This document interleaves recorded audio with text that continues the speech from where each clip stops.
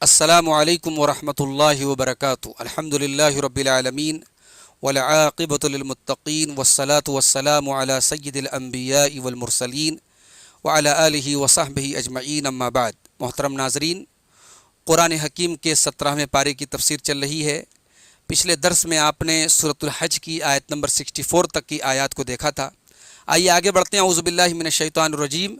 الم تر ان اللہ سخر لکم ما فی الارض والفلک تجری فی البحر بامرہ، کیا تم نہیں دیکھتے کہ اللہ نے تمہارے لیے مسخر کیا ہے ان تمام چیزوں کو جو زمین میں ہیں، والفلک، اور اللہ نے مسخر کیا ہے کشتیوں کو، تجری فی البحر بامرہ، جو اللہ کے حکم سے دریا میں چلتی ہیں، ویمسک السماء ان تقع علی الارض الا باذنہ، اور اللہ ہی آسمان کو تھامے ہوئے ہے زمین پر گرنے سے، الا باذنہ، مگر جب اس کا حکم ہوگا تو آسمان و زمین سب تباہ و بالا ہو جائیں گے۔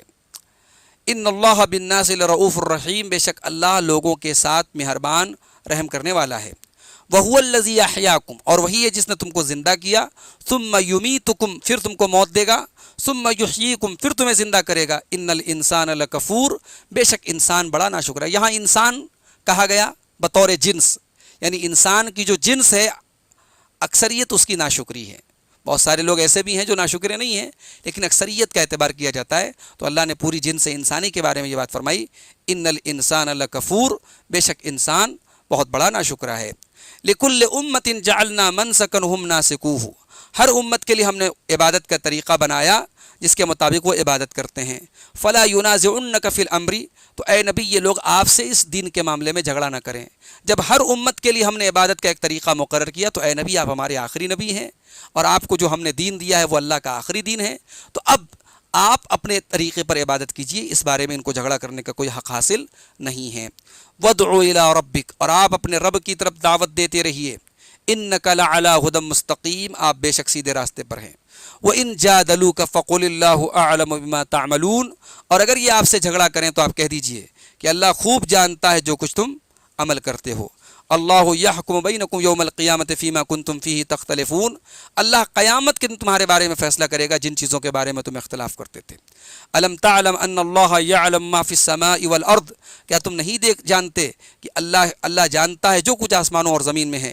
ان ذلک فی کتاب، بے شک یہ سب ایک کتاب کے اندر لکھا ہوا ہے، یہ اللہ کی تقدیر کی کتاب ہے۔ اس میں اللہ تعالیٰ نے اپنے کمال علم اور کمال قدرت کا اظہار کیا ہے کہ اس کی مخلوقات کو جو کچھ کرنا تھا اس کا علم اللہ کو پہلے سے تھا، اور اللہ تعالیٰ نے اپنے بندوں کو جو اختیار دیا اور اس اختیار سے وہ نیکی کا اور بدی کا راستہ چنتے ہیں، یہ تمام باتیں بھی اللہ کے علم میں پہلے سے موجود ہیں، اور یہ باتیں اللہ نے لکھ دی تھی۔ اس بارے میں بڑی مشہور حدیث ہے ترمذی کے اندر، اللہ کے رسول صلی اللہ علیہ وسلم نے فرمایا کہ اللہ تعالیٰ نے سب سے پہلے قلم کو پیدا کیا اور اس سے کہا لکھ، تو قلم نے لکھا، جو کچھ ہونے والا ہے آئندہ سب کچھ اس قلم نے لکھا۔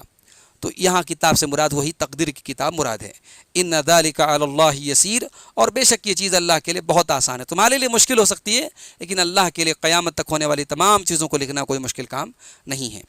وَيَعْبُدُونَ مِن دُونِ اللَّهِ مَا لَمْ يُنَزِّلْ بِهِ سُلْطَانًا وَمَا لَيْسَ لَهُم بِهِ عِلْمٌ، اور یہ اللہ کے علاوہ ایسی چیزوں کی عبادت کرتے ہیں جن کی نہ تو اللہ نے کوئی دلیل اتاری ہے اور جن کا نہ ان کے پاس کوئی علم ہے، نہ کوئی عقلی دلیل ہے نہ کوئی نقلی دلیل ہے، نہ نقل سے کوئی دلیل ہے نہ عقل سے کوئی دلیل ہے۔ وَمَا لِلظَّالِمِينَ مِن نَصِيرٍ، اور ظالموں کا کوئی مددگار نہیں ہے۔ وَإِذَا تُتْلَىٰ عَلَيْهِمْ آيَاتُنَا بَيِّنَاتٍ تَعْرِفُ فِي وُجُوهِ الَّذِينَ كَفَرُوا الْمُنكَرَ، اور جب ان کے اوپر ہماری آیتیں پڑھی جاتی ہیں تو اے نبی آپ پہچانیں گے ان لوگوں کے چہروں پر جو کافر ہیں، آپ ان کے چہروں پر ناگواری کے اثرات صاف پہچان لیں گے۔ قرآن کی آیتوں کو سن کر کے ان کے چہرے بگڑ جائیں گے۔ یکادون یسطون بالذین یتلون علیہم آیاتنا، ایسا لگتا ہے کہ ان لوگوں پر حملہ کر دیں گے جو ان کے اوپر ہماری آیتوں کو پڑھ کے سناتے ہیں، دست درازی کریں گے یا زبان سے حملہ کریں گے۔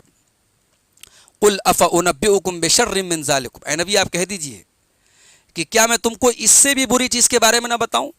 قرآن کی آیتیں سن کر کے تمہارے ناک بھوں بن رہے ہیں، تمہارا چہرہ بگڑ رہا ہے، آؤ میں تو اس سے بری چیز تم کو بتا رہا ہوں، اگر تم اس قرآن پر ایمان نہیں لائے، النار، تو تم جہنم میں ڈالے جاؤ گے۔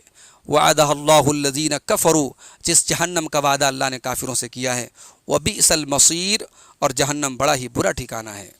اس کے بعد فرمایا، بڑی پیاری مثال اللہ نے شرک کی اور مشرکوں کی دی، فرمایا یا ایھا الناس ضرب مثل فاستمعوا لہ، اے لوگوں ایک مثال بیان کی جا رہی ہے، اس کو غور سے سنو۔ ان الذین تدعون من دون اللہ لن یخلقوا ذبابا ولو اجتمعوا لہ، بے شک اللہ کے علاوہ جن کو تم پکارتے ہو وہ ایک مکھی کو پیدا نہیں کر سکتے اگرچہ اس کے لیے سب مل جائیں۔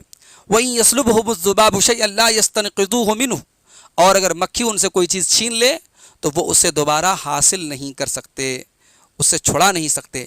ضعف الطالب والمطلوب، طلب کرنے والا بھی اور مطلوب بھی دونوں کمزور ہیں۔ تو معلوم یہ ہوا کہ یہاں پتھر کی صرف مورتیاں مراد نہیں ہے، ورنہ یہ بات اللہ نے کہتا کہ وہ پیدا نہیں کر سکتے اور چھین نہیں سکتے۔ اس کا مطلب کہ شرک کرنے والوں نے پتھر کی مورتیوں کے ساتھ ساتھ اللہ کے نیک بندوں کی بھی عبادت کی ہے۔ تو اللہ نے اپنے علاوہ تمام مخلوقات کی بے بسی کا اظہار کیا اور کہا کہ اللہ کے علاوہ تم جن کو بھی پکارتے ہو ایک مکھی پیدا نہیں کر سکتے۔ حدیث قدسی میں یہ الفاظ موجود ہیں صحیح بخاری کے اندر، اللہ کے رسول صلی اللہ علیہ وسلم فرماتے کہ اللہ تعالیٰ کہتا ہے کہ ومن اظلم ممن خلق خلقا کخلقی، اس سے بڑا ظالم کون ہوگا جو میری تخلیق کی طرح تخلیق کرنے کا دعویٰ کرتا ہے۔ فلیخلقوا مثل خلقی ذرۃ، تو یہ پیدا کرے میری طرح ایک ذرہ پیدا کر دیں، او ذبابۃ ایک مکھی پیدا کر دیں، او حبۃ یہ دانہ پیدا کر دیں، نہیں کر سکتے۔ ضعف الطالب والمطلوب، طالب بھی کمزور ہے مطلوب بھی کمزور ہے۔ اب یہاں طالب اور مطلوب سے کیا مراد ہے؟ تو ایک تفسیر یہ ہے کہ طالب سے مراد ان کا معبود ہے اور مطلوب سے مراد وہ مکھی ہے، یا طالب سے مراد مانگنے والا ہے اور مطلوب سے مراد ان کا معبود باطل ہے۔ ما قدر اللہ حق قدری، انہوں نے اللہ کی قدر نہ کی جیسی کرنے کا حق تھا۔ ظاہر ہے کہ اللہ کے ساتھ شرک کرنا اس سے بڑی اللہ کی ناقدری کیا ہوگی؟ اللہ کی قدر کرتے تو شرک نہ کرتے۔ ان اللہ لقوی عزیز، بے شک اللہ طاقتور ہے، اقتدار والا ہے۔ طاقتور اقتدار والا ہونے کے باوجود اللہ مشرکوں کو بھی اس دنیا میں، اس کائنات میں جینے کا حق دیتا ہے، ان کو اپنی نعمتیں دیتا ہے، ان کو پھلنے پھولنے کا موقع دیتا ہے۔ یہ اس کے حلم اور اس کے رحم کی دلیل ہے، ورنہ اللہ بہت طاقتور ہے۔ اس کے بعد فرمایا اللہ یصطفی من الملائکۃ رسلا ومن الناس، اللہ چن لیتا ہے فرشتوں میں سے بھی اپنے قاصدوں کو۔ رسول کی جمع ہے، رسول پیغمبر کو بھی کہتے ہیں، رسول قاصد کو بھی کہتے ہیں۔ اللہ اپنے فرشتوں کو بھی پیغام رسانی کا کام دیتا ہے، جیسے حضرت جبریل علیہ السلام کو کام دیا اللہ نے نبیوں کو وحی پہنچانے کا۔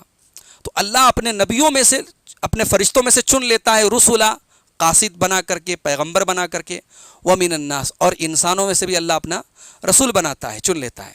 ان اللہ سمیع بصیر، اللہ سب کچھ سننے والا دیکھنے والا، اسے معلوم ہے کہ مجھے کسے نبی بنانا چاہیے اور کسے نبی نہیں بنانا چاہیے۔ نبوت کوئی ٹیلنٹ سے حاصل ہونے والی چیز نہیں ہے، اللہ جسے چاہتا ہے اسی کو نبی بناتا ہے، اور اللہ ہی نے اپنے آخری نبی محمد صلی اللہ علیہ وسلم کو اپنا آخری نبی بنایا ہے۔ یعلم ما بین ایدیہم وما خلفہم، اور اپنے ان فرشتوں اور اپنے ان نبیوں کے آگے اور پیچھے کی تمام باتوں کو اللہ جانتا ہے۔ وَإِلَى اللَّهِ تُرْجَعُ الْأُمُورُ، اور اللہ ہی کی طرف تمام معاملات لوٹائے جاتے ہیں۔ یا ایھا الذین آمنوا ارکعوا واسجدوا واعبدوا ربکم وافعلوا الخیر لعلکم تفلحون، اے ایمان والو رکوع کرو، سجدہ کرو اور اپنے رب کی عبادت کرو اور بھلائی کے کام کرتے رہو تاکہ تم کامیاب ہو جاؤ۔ یہ آیت سجدہ ہے، یہاں پہ سجدہ کریں۔ وجاہدوا فی اللہ حق جہادی، اور اللہ کی راہ میں ویسا جہاد کرو جیسا جہاد کرنے کا حق ہے۔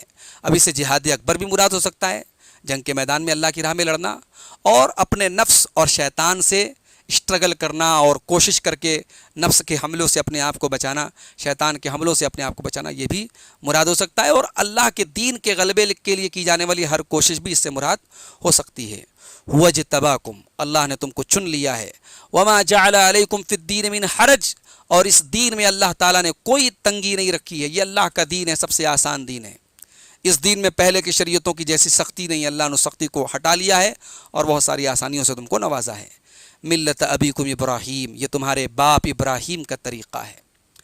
اب تمہارے باپ کیوں کہا گیا؟ چونکہ قرآن عرب کے درمیان نازل ہوا، اور عرب جو تھے وہ اسماعیل علیہ السلام کی اولاد تھے، اس اعتبار سے ابراہیم ان کے باپ تھے۔ اور پیغمبر اسلام اللہ کے پیارے نبی محمد صلی اللہ علیہ وسلم چونکہ حضرت اسماعیل کی نسل سے تھے، تو آپ کے تو بہرحال باپ تھے حضرت ابراہیم، تو اس اعتبار سے ساری امت کے بھی باپ ہوئے، حضرت ابراہیم ہوئے۔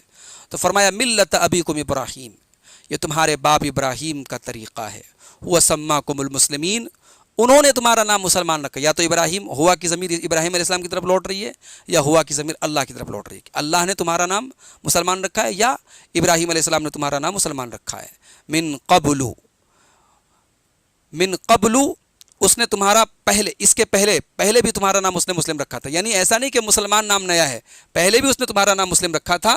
وفی ھذا، اور اس شریعت میں بھی تمہارا نام مسلم رکھا گیا، لیکون الرسول شہیدا علیکم، تاکہ رسول کل تم پر گواہ ہو جائیں قیامت کے دن، وتکونوا شہداء علی الناس، اور تم گواہ ہو جاؤ لوگوں کے اوپر، فاقیموا الصلاۃ، تو نماز قائم کرتے رہو، وآتوا الزکاۃ، اور زکوٰۃ ادا کرتے رہو، واعتصموا باللہ، اور اللہ کو مضبوطی سے تھامے رکھو، هو مولاکم، وہی تمہارا مولا اور مددگار ہے، فنعم المولا ونعم النصیر، تو دیکھو وہ کتنا بہترین مولا، کتنا بہترین نگراں ہے، ونعم النصیر، اور کتنا بہترین مددگار ہے۔